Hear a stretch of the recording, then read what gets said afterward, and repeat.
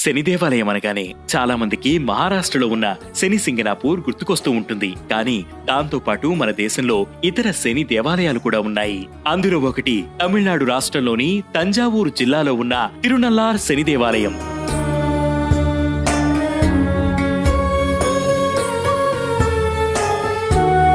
రెండు నదుల మధ్యలో ఉంటే ఈ ఆలయాన్ని ముందు చోళులు అభివృద్ధి చేయగా తర్వాతి కాలంలో ఎందరో రాజులు అభివృద్ధి చేశారని ఆలయాల్లోని శాసనాల్లో ఉంటుంది. ఈ ఆలయంలో పరమశివుడు దర్భారణ్యేశ్వర స్వామిగా, పార్వతీదేవి ప్రాణేశ్వరిగా పూజలందుకుంటున్నారు. అందుకే ఈ దేవాలయాన్ని దర్భారణ్యేశ్వర స్వామి క్షేత్రం అని కూడా పిలుస్తారు.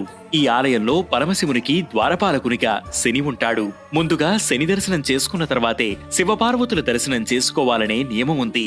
ఈ ఆలయంలో శని శక్తులను పరమశివుడు తొలగించాడని స్థల పురాణం ద్వారా తెలుస్తోంది. అందుకే దేశవ్యాప్తంగా ఎన్నో శని ఆలయాలున్నా ఈ ఆలయంలో శని ప్రభావం భక్తులపై పడదని అంటూ ఉంటారు. ఇక ఈ ఆలయంలోని నలపుష్కరిణిలో స్నానం చేస్తే ఎలాంటి శని దోషాలైనా తొలగిపోతాయని చెబుతారు. అందుకే భక్తులు ఇక్కడికి వస్తే తప్పనిసరిగా నలపుష్కరిణిలో స్నానమాచరిస్తారు.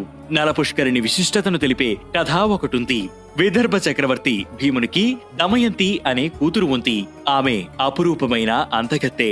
ఆ ముగ్ధ మనోహర రూపానికి రాజులు, దేవతలంతా దాసోహమై ఆమెను వివాహం చేసుకునేందుకు యత్నించారు. దమయంతి మాత్రం వారందరినీ కాదని నలమహారాజును వివాహం చేసుకుంది. తమను కాదని నలమహారాజును దమయంతి వివాహం చేసుకోవడం దేవతలకు అస్సలు నచ్చలేదట. వారంతా శనిదేవుని వద్దకు వెళ్లి ఆ జంటను ఇబ్బందులు పెట్టమని వేడుకున్నారట. సరేనన్న శనీశ్వరుడు నలుడిని అష్టకష్టాల పాడు చేశాడట. రాజ్యం, సిరి సంపదలన్నీ పోవడంతో బంధువులు కూడా దూరం పెట్టారట. చివరకు నలుడికి భార్య కూడా దూరమైందట. దుర్భర దారిద్ర్యాన్ని అనుభవించాడు. దేశాలు తిరిగి తిరునల్లార్ శని దేవాలయానికి వచ్చి అక్కడ పుష్కరిణిలో స్నానమాచరించి శివుడిని పూజించాడట. అంతే, నలుడికి శని బాధలు తొలగిపోయి ఆయన రాజ్యం ఆయనకు దక్కిందట. అందుకే ఈ పుష్కరిణికి నలతీర్థం అని పేరు వచ్చింది. ఏలినాటి శని, అర్ధాష్టమ శని వంటి వాటితో ఇబ్బంది పడేవారు ఒక్కసారి ఈ ఆలయాన్ని సందర్శించి నలపుష్కరిణిలో స్నానం చేసి అన్నం సమర్పించడం వంటివి చేస్తే శని దోషం నుంచి ఉపశమనం లభిస్తుందని అంటారు.